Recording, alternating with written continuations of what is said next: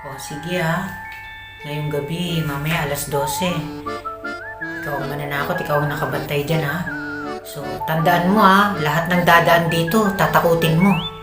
Ha? Yun ang gagawin mo.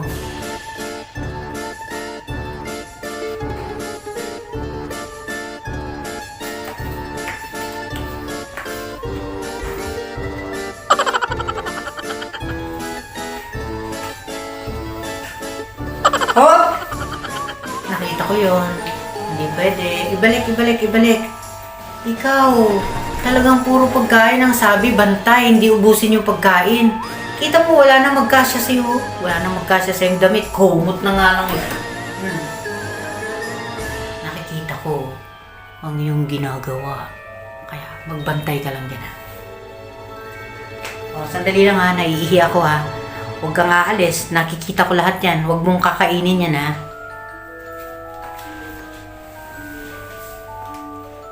Oh! Sabi ko sa'yo, walang kakain. Stay put ka lang dyan. May duman na ba?